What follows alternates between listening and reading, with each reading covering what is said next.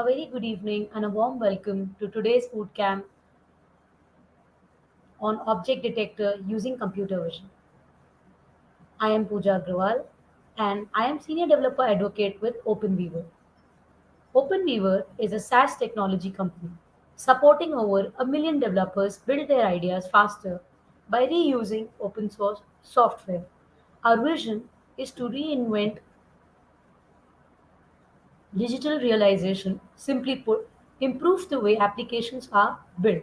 By investing in a unique combination of public domain knowledge and artificial intelligence, OpenWeaver is delivering smarter ways to build the digital world of tomorrow. Today's bootcamp is an integral part of our OpenWeaver community initiatives. The OpenWeaver community is a body of like minded tech enthusiasts and open source contributors who have come together with the vision of contributing to the world of open source and sharing how complex use cases can be developed by reusing open source.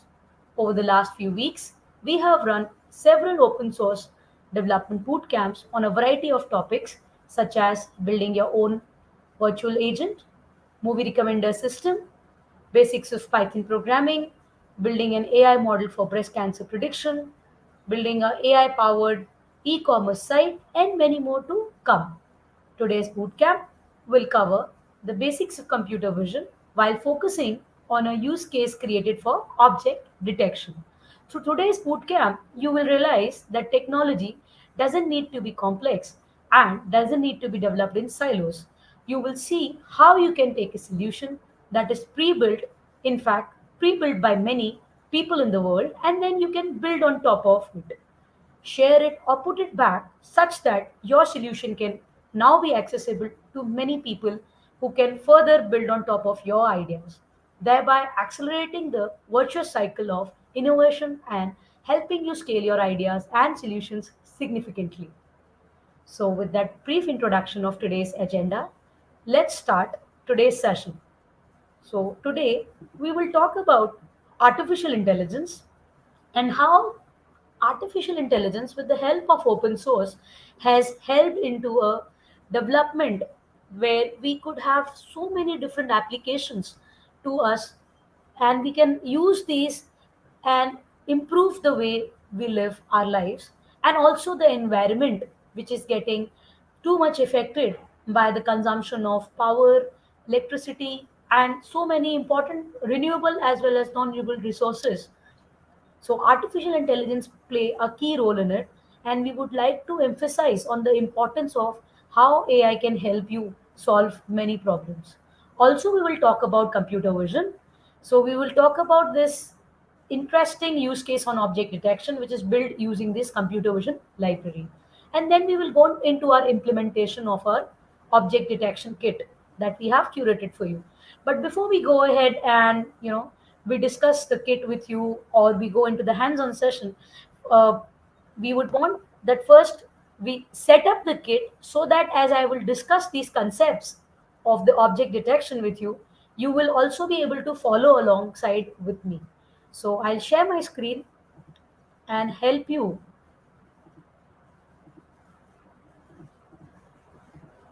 with the idea that you have to go into today's session's description, and within the description you will be able to find the link for our kandi kit, which is a one click install solution available. So as you will go on to the kit page, you will be able to see your AI powered object detector. You will see an option to download the one click kandi kit. Also, you will see various other solutions that you can also check out. In fact, we also have prepared a 10-minute quick video that you may want to review back after the session in case you think there are a couple of things you want to quickly pick up. Then the option for certification is also available on this link. So you go from here, and the instructions about how you can set up the kit manually are also listed. The solution source can also be found out directly from here. You can go to this link and get to the solution source directly. You can also check out the development environments. So Jupyter Notebook is listed, but you know that there is support for Jupyter Notebook in the VS Code itself. So that also you can use. we've also listed the interesting libraries that are required for preparing your image to be utilized for detection. So all the annotation and label imaging task that is required has also been listed here. Then the essential library like PyTorch, which could be used in case you are looking to perform some preloading or you know setting up of models which we'll be using for object detection. So with this brief introduction, let's go ahead and download the one-click installer. So you can download this one-click installer onto a suitable place onto your systems and give it a name of your choice. Further, you can unzip it,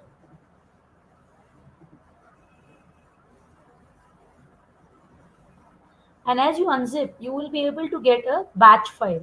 So this batch file you simply can scan first, so that you are not doubtful if you are going through any certain risk. So once you have scanned the batch file, you can go ahead. Once you're confident that you are not installing something or the something that has been modified on the way, you simply download double click it, go ahead and say run anyway.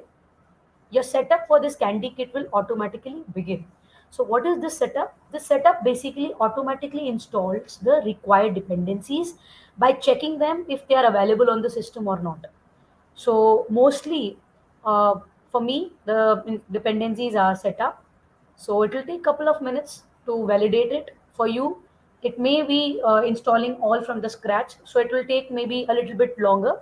So I would suggest that you can minimize your screen and let the installation happen for you.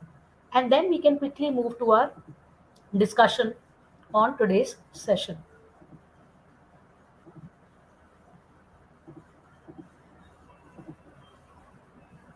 Okay, so we want to talk about the ubiquitous nature of artificial intelligence first. Why it is impacted our life so much, why now today you see everywhere everyone talking about artificial intelligence so much. What has brought this change in this technology, or how is it so relatable? So first of all, it is relatable to us in a way that the kind of cognition we as humans have, we want to put the same into the machines. We want the machines to become intelligent enough to make the decisions on our part. We want them to suggest us the relevant videos, say on YouTube. You want us to give us the relevant search results. You have seen your mails are automatically provided. You are getting those right results, or you are getting those email text results that you can automatically choose from, and accordingly get your data or email populated with the suggestions. And those suggestions are pretty relevant based on whatever you have started typing, right? So how AI has learned? So first thing is data. You would see that AI is obviously in our lives with most of the applications, and like Netflix's, Amazon, Flipkart, Mintra, using it for in fact virtual trial rooms, to using it to understand the customer behavior and thereby engaging the customer more and more.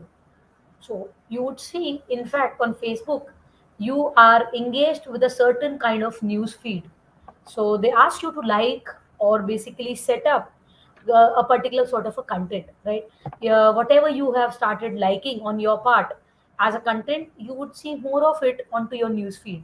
So the reason behind this is usually that they understand us, they try to understand our behavior, and based on our habits, based on our browsing activities, they try to map it with the search results. So this is not done individually for people. It is simply a machine learning activity, or it is simply a machine learning algorithm that is responsible to learn the behavior of the user. So AI has a deep role to play into our lives. We already see so many algorithms that are implemented to enhance our user experience, from cleaning the dirt into the sea, right? You see that what most of our water bodies have been critically, I'm talking about our country India, where there is a lot of claim because of a lot of population, etc., that has resulted in a mishap, and the water bodies, or I would say even the agriculture, has not been able to get enhanced. So the idea behind using artificial intelligence in every field of life, or to be able to make it ubiquitous and easy, not only for comfort and improving our entertainment as an area, but also improving the market, or I would say improving the market for different domains, like say agriculture, say it for a marketplace where a proper tracking system is enabled, so that an import and export system also gets enhanced. So the ideology behind it is using distinct algorithms based on the use case we are targeting. So today we are targeting object detection, but then artificial intelligence has so many areas. It can help you, you know combat fake news. It can help you with a chatbot into your, embedding a chatbot into your website, that can help you, guide you through the entire process. I mean, guide a user onto your website for the entire process, for which you won't any longer need a human being. So the suggestion is that to be able to understand his use case is one thing, and to be able to utilize this artificial intelligence in any other particular application area that you would like to take, charge of, should be your go through intent for from today's session, or should be the intention, or should be the ideology that you can pick and understand based on today's session. So deep learning is one of the fields that people somehow feel that it is a little tricky, and somehow we are stepping into it. There's a slow transition that people think is happening. However, it has already occupied, or I would say it is being implemented and enhancing most of the AI applications now. So today we would also use some deep learning libraries like CV and PyTorch to quickly get to our solution of being able to detect the objects in real time. Then there are interesting models which have helped. So when I talk about models, these are your learning techniques. These are your models which are built based on the data that you provide to the machine. So in today's scenario, everything is your data. Until and unless we have a decent amount of data that you can provide your machine to for getting it, trained, we won't be able to get the expected results. So today also, when we are using a pre-trained model, it has been already trained on thousands and lakhs of images. So that we don't have to, first train a model so that it is able to identify a certain object from any other object apart, right? The difference, the intention behind this is to be able to get to the solution quickly. So we will pick up a pre-trained model that the community has already provided, and then on the top of it, we would be using these technologies like Cloud Edge, so that we don't need to, what I should say, store or load everything onto the local. So the importance of cloud has enhanced so much. You already use your Google Photos, simple SaaS applications provided by Microsoft, like OneDrive, and provided by your Dropbox, so that you are able to do the storage for your data, or something that is of use to you. However, cloud is moreover used in computations as well. When the required results are being fetched, especially through these machine learning models, cloud plays a huge role. In fact, when we say edge computing, we want to do all the computations at the edge, or the at the end of the end user. We don't want to go further, or we don't want to push it up till the cloud. We want to do all the computers. Say we have started using our mobiles very indigenously, where we are just doing or performing all our operations from every transactions through the UPI, through our mobile devices. So sometimes we are also playing many interesting games which require us to get connected to third party apps, or say we are playing, multiplayer game where your game is loaded onto the cloud, right? Where a lot of components get loaded onto the cloud. So the more you are closer to the end device or the end user, the better result you can incur. So edge computing is more about, doing all the computations, calculations, or doing or performing all the tasks closer to the end user. And then we come to the microcontrollers, how they have played the role. So these microcontrollers are nothing but the hardware which has been enhanced significantly. And this enhancement in your microcontrollers have made us use our personal systems for performing this exploratory data analysis, using our different data sets to do a complete computation building model, and then trying to test that model against a particular problem statement that we are trying to solve. So we would try to now emphasize on the use of open source as well.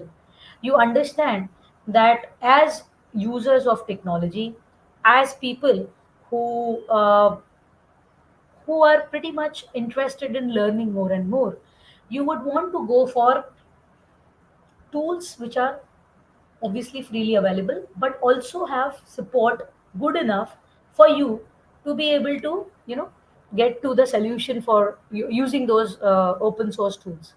So you see that the growth in a particular operating system, say for mobile devices we have Android, and then we have your closed operating systems like Windows, where there is, for two releases, if I try to calculate the duration between two releases, the significant time is being involved in the two releases. However, for Android you see the different releases, for Linux you see the different variations of the operating system being so quickly developed and released because of its open sourceness. So open source not only saves your time, it helps you reuse what is already present, and then you try to improve on what is already existing by applying your effort primarily on the improvement part and not starting from the scratch. So there are 200 million plus repositories that are available, and to be able to use and utilize these repositories as per your area of interest and problem, it is the most interesting part. And that is what we at OpenWeaver also promote and support, that you should be able to take up these interesting solutions, projects, repos, or APIs that are available and cater to your application needs. Do some quick modifications based on the application that you would like to take care of, only after adhering to the license requirement. So licensing requirement is also something which we sometimes skip, and then we have to bear the cost of it. So it's very important, it's very essential that we try to take up some work which is completely for use, and which lets you utilize a particular person's code, say in a permissive category, where the person have deployed the repo under the permissive category. So then also we want to talk about the vibrantness of the communities. So the more community support that is available for a certain source code, the better it is. So open source again has vibrant community supporting it, and then also follows the standards supported by your open source initiative OSI. So we want to also give you this fact that 90% of your world's code uses open source. So irrespective of everything, everything comes back to open source tools. So you should understand their importance and accordingly act. So now let's deep dive into some object detection concepts.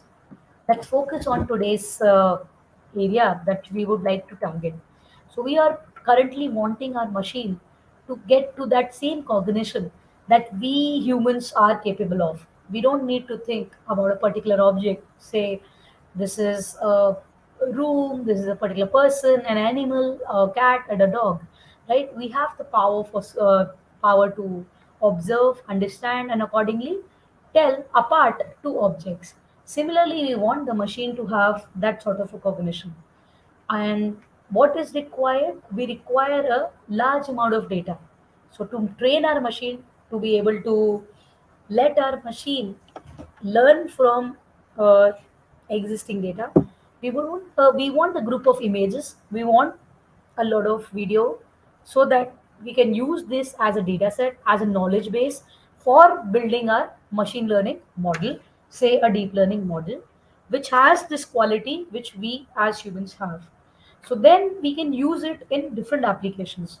So you can classify, say, a particular object as into two categories. You could say a person is wearing a mask. So application as interesting as you, after COVID, this was primarily focused whether we are, wearing mask in public areas or not. And since with the traffic enhancement, uh, we are able to capture people images, and within those people images we also want to differentiate two category of people: one who have used the mask, one who have not used the mask. So that classification, say in two categories, masked or not masked, can also be done with the use case that we are talking about today. So you can develop an application around it. And then the detection and tracking that we are talking about, so there is some anomaly and you want to do an anomaly detection, which requires you to check out a camera feed or some similar thing. That can also happen, and then you can use it for security purposes. Your object detection is not just about some particular application identifying people in a particular category, but it is also essential for security purposes, where these cameras can clearly identify humans or objects and state their position within the image. So now let's get to the part. How do we do this object detection? Suppose we have the sample image that you can see on the top left, and then you would see that the task of object detection is primarily categorized into two steps. The first is image classification. First, we need to say what the image is about, right? Exactly what the image has. So we have to talk about that. So the first image looks to have seems like it has some people in it. And then after this image classification, the second step is your object localization. So once you have identified the people or what the image has, now you want to localize them. Now you want to track or place, exactly find that where in the image those people are, or where in that image a certain person is or are, right? So you can see with the help of first classifying the image and then localizing the particular object in the image, we are able to get to the object detection component, where you have these bounding boxes around the particular object along with some score. So if we will go into the deep depth of this, so along with the sum score, so this score is your confidence score, and with the help of this confidence score, you are able to clearly tell how well your model is performing. So the better your model is performing, the higher is your confidence score. So how does the process flow? What happens when we are saying that we are doing the object detection, we are doing the object image classification, and then we are doing the object localization? How does it start? So initially, first it starts with collecting the images, right? We need the data. So once you would do what? You would collect the images, then you would augment those images. So you need to say what a particular image is, and then providing those input images to the backbone of the neural network. So we are using neural network here, right? Deep learning model. So we will be using your neural network. So we'll be providing the input images to the backbone of the neural network, which is responsible for extracting the feature maps.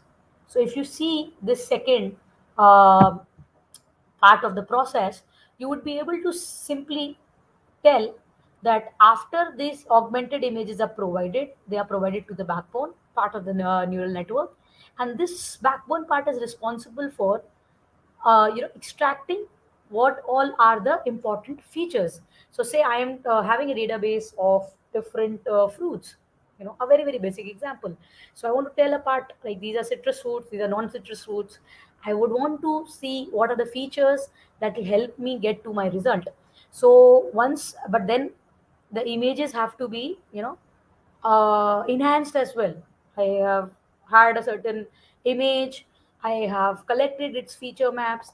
Now that features would be looked into, like what are the edges, or how are the edges, corners, and then it tries to extract all these features.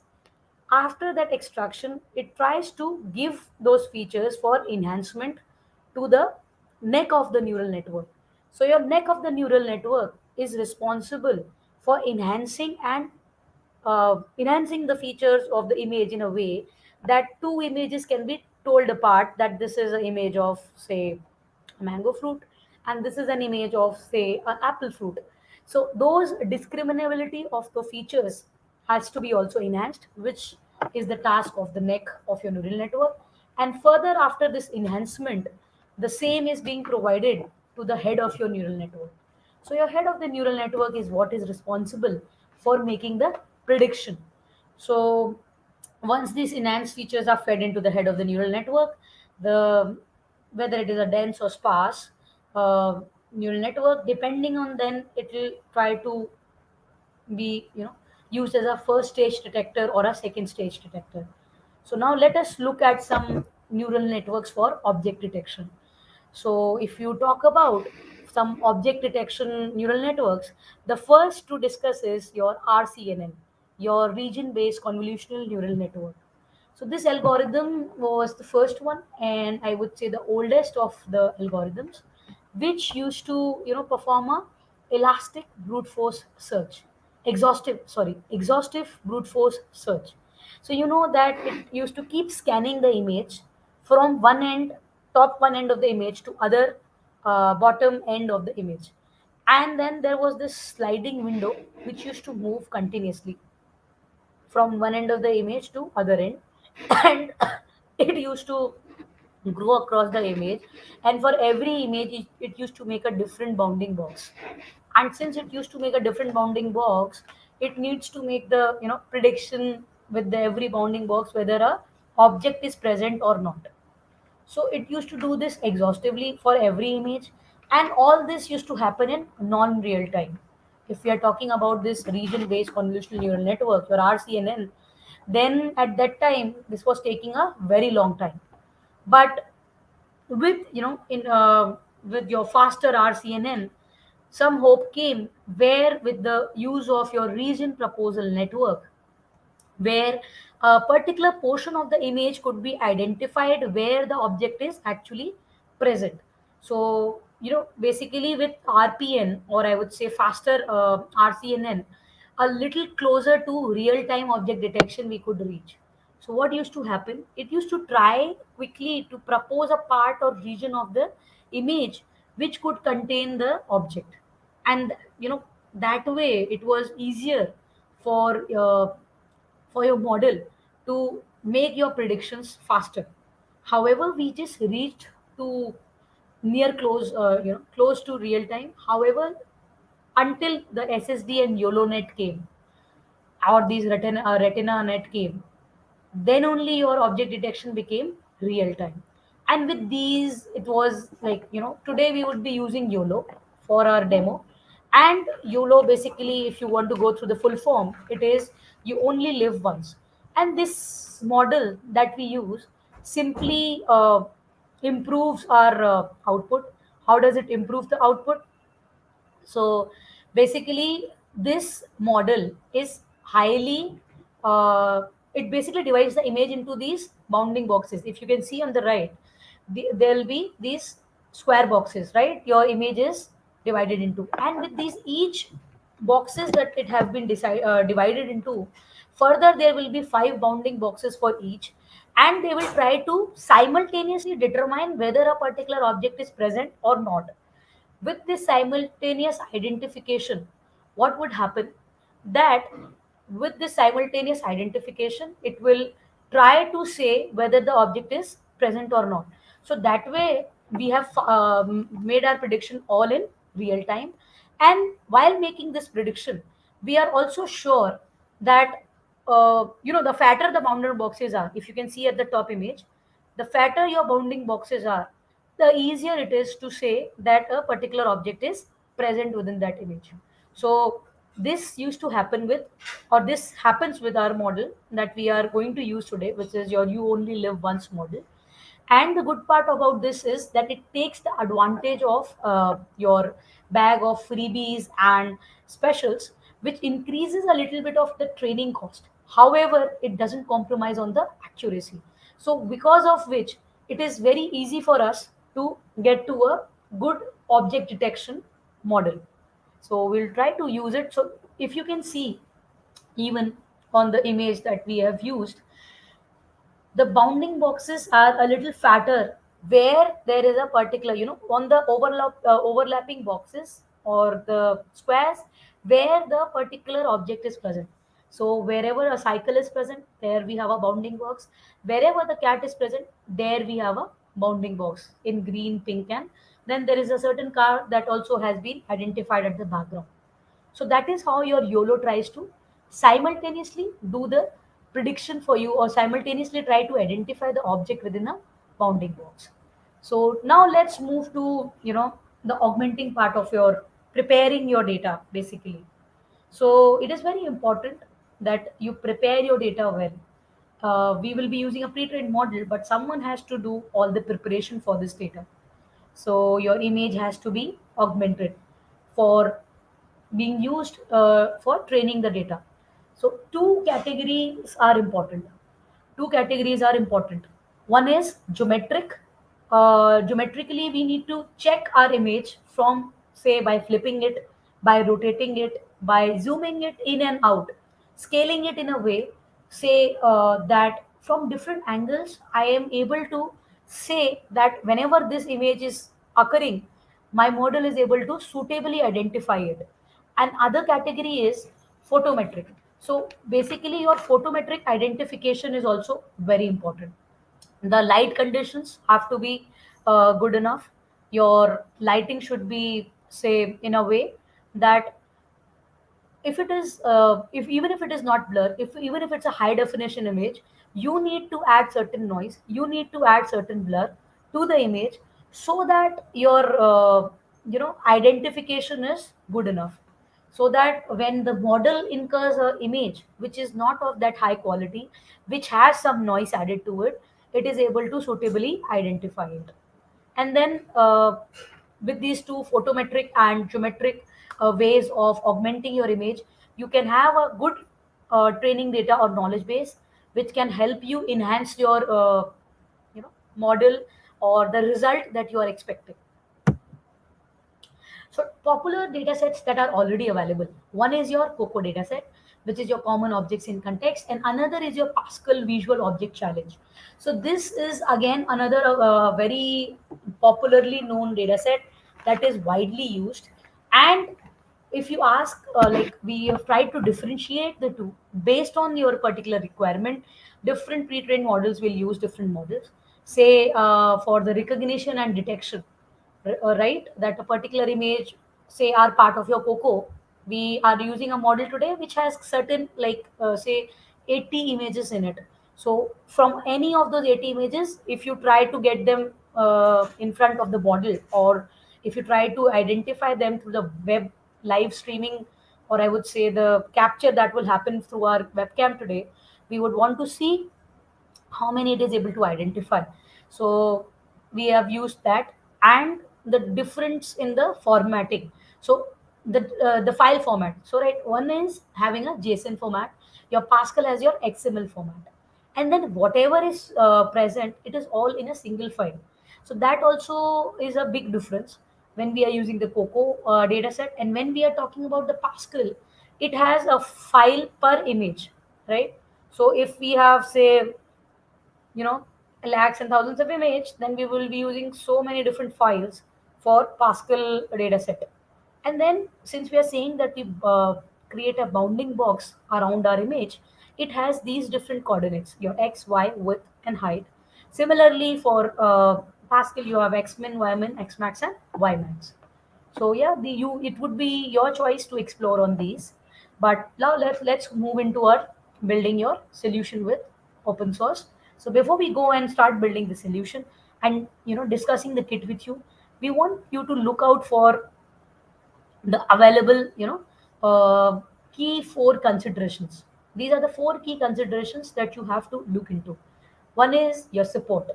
So why is it so important as an architect, as a data uh, I would say, as someone who is trying to develop an application for use by a large group of people, you would want to get to use a certain library or a certain repo which has a decent support.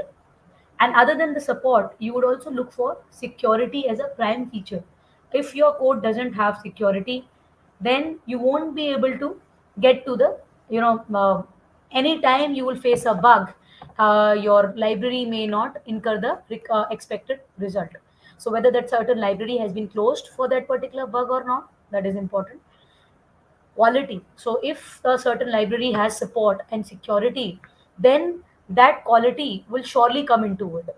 So what is the fourth thing that we would want, that if you are developing something, if you are young developers, if you are someone who is still learning, that you should go and try to check whether the repo, whether the development tool that you're using is a permissive license or not, or is it, say, a weak copy left. So in that case, when you are using that repo, you will have to give the credit, as well as you have to upload that same code for the community under the same license. So these are certain things that you should be aware of when you're trying to work out with a solution, and when you're trying to build up your tools like the one we are going to build today. So let's move and try to check out our use case. And so to do that, I'll just quickly share my screen. So once if you have installed the kit, you should be able to reach a point where you just have to say yes. And the moment you say yes, a Jupyter notebook will open. A Jupyter notebook like this will open for you. So your installation should complete, and then you just have to say yes, and you will be able to get directly onto this Jupyter notebook. So let's try and understand what is happening here. So first of all, we have imported here the essential libraries. So I was talking about that we would be using Torch. So we've used PyTorch here, pathlib to set up the paths of the images. And then we have used computer visions, computer CV for your capturing of the live feed, and NumPy for numerical computations that we have performed. So first of all, after the libraries we have loaded our model as well from Torch. We have loaded our YOLO version 5, which is a pre-trained model, and Ultralytics is the one who have developed it. So under them, we just loaded into our own systems, and we see that it has some 213 layers, some distinct parameters, and the gradients are 0. And this is a by default image that is available within the model itself.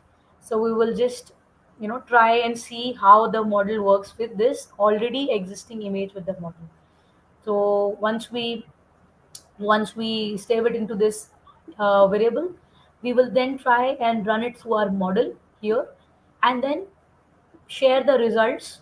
So we see that it says that the image is of this pixel, and it has these two persons and two ties. So based on this model YOLO version 5, it has some components added to it. So it can identify some of those components. One thing is it is able to identify the persons, and another thing is it is able to identify the two ties that are present.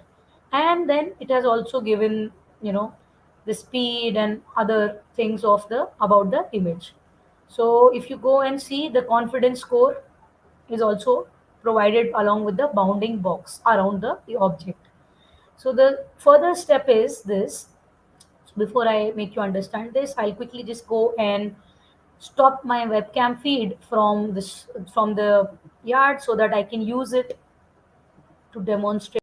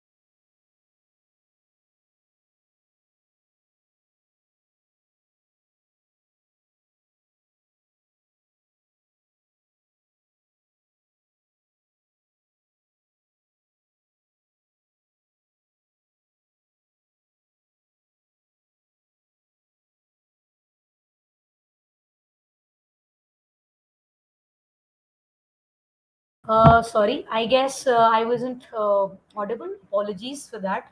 So I'll just quickly go back and discuss the part which was not audible. So the thing is that we have the CV2 dot video capture. So we are capturing the video here, and then after we are capturing the video, we are basically reading the captured video. We have read the captured video and then passing that through the model here. So model variable basically had a model stored. Remember we had the YOLO stored into the model variable. So we are just passing the live feed with that and then storing it into results. From here, we are converting it into this array form. We are storing it the result array wise and then converting into a dictionary. So what we are trying to fetch as results is two things. One thing is your confidence score. Sorry, the confidence score, wherein you are saying that with what confidence your model has been able to identify the certain object, and then the name of the object we are trying to identify here, and then this is being repeated continuously, and this code is simply to remove the feed. I'll just show you. So this is our live feed where it is saying that okay, it is able to identify the person with a certain confidence score, right? 80, based on my movement it is saying the confidence score. Okay, should be able to clearly state it that yes, it's a cup. And somewhere, since I'm sitting on the chair, it is also trying to map it and find a chair. So based on the different objects that are available, it will try to give you the results. Let's see what does it call for this. So first it thought it's a laptop, but then I got the close part, so it tried to identify the motorcycle within the diary. So that is how you can try an experiment. Let's see some other object.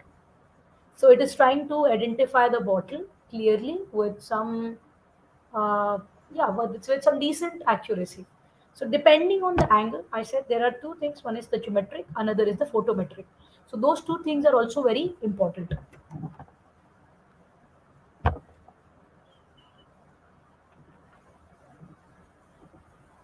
Okay, so I guess my video was also not visible. I really apologize for this confusion today. One thing is, let me just showcase once again the results. One thing is I was trying to say that based on the code that we've written, this is the feed that we are getting. It is saying that it is able to identify a person with a certain confidence score, which is 8085. Then I have just used a cup, and again it is able to say with a certain confidence score that it's a cup. Let's try to use some other objects. I'm trying to use a bottle, and it is able to identify the bottle with over 85% accuracy that it's a water bottle.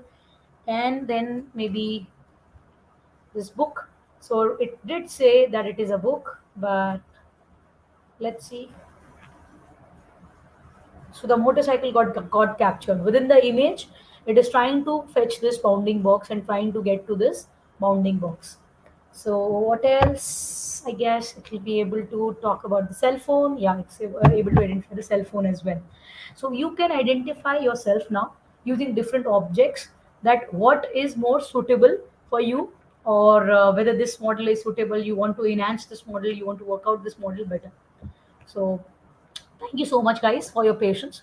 I somehow may have not figured out that this entire screen was not shared. I hope I'm visible and also audible. You can put your queries in the chat. I'll take them up now. And with this, I finish my session here. And let me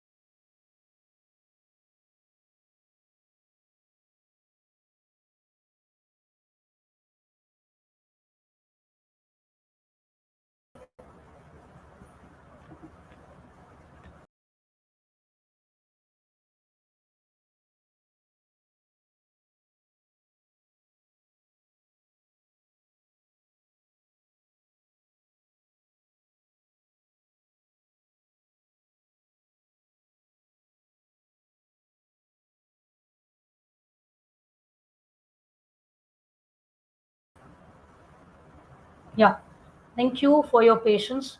And I'm very sorry about the little glitch that happened because somehow we have used Q to quit in the code, if you see. And based on that code, we will be able to basically, quit from that streaming, and only then can I appear here, right? So, two things I would want you to I want to summarize that we covered in today's session. One was we talked about the computer vision fundamentals. Other was we tried to give you a build up working model of computer vision, which could help you work out a object detection engine. And this was a complete working model of computer vision. And then third thing is we also tried to gather how kandi can be useful to access many such open source projects and assets that are available. So yeah, I'm open. The deck is open for questions. So there are some important and essential questions that I think you guys may have. In case you are also having some problems, sorry for the sound thing. So I think the sound became one of the problems for today's session. But yes, just go back ahead and you will be able to check out. And I tried to cover it again. Other than that, I have one question. There is an error while installing Python. So I'll just showcase it. This is one of the questions from one of our you know live audience, which is they are facing some issue while installing Python. So Adina, there could be that there is Python already installed and somewhere there is collision with multiple Python versions. If it's possible, can you please uninstall the one that is there and try and set up the entire kit again? It will automatically set up the Python for you, and then you can run the kit. Please let me know in case you are facing any more troubles. Any more questions, please? I am looking forward for some more interesting questions from you. If you have for this session, you can also put down in the chat what sessions you would like to see forward, what use cases you would want that we should come forward with. We keep having these interesting boot camps twice every week, and we look forward for even interesting ambassadors who would like to participate with us in these sessions. So we do have different student as well as experienced ambassadors, repo owners who join us for these sessions every now and then. So for all our viewers and bootcamp participants, I hope you enjoyed the session, found the use case presented valuable, and to get your certificates, you have to get onto the description of the session and you will find the link which I had talked about in the very starting, where there is an option to apply for certification. You'll have to get you have to get through a questionnaire. You have to answer those questions, and once your participation is confirmed, you are able to answer those questions, you'll be able to get achievement as well as participation certificate. So for an achievement certificate, you will have to perform a task. You will have to download the kit, you have to check out the kit, you will have to create a video or maybe a snapshot of you trying to capture the image using the object detection kit that we have discussed. So we'll be conducting such many boot camps frequently and regularly. So if you would like to stay updated with our program calendar, please join our community on Discord. You can find us by searching for OpenWeaver on Discord. The Discord community helps us connect with you, receive your feedback, understand topics for future bootcamps, and much more. Also, do follow us on our social media channels to stay updated on information and trends in the world of open source. So, thank you so much for joining and look forward to having you once again until up till next.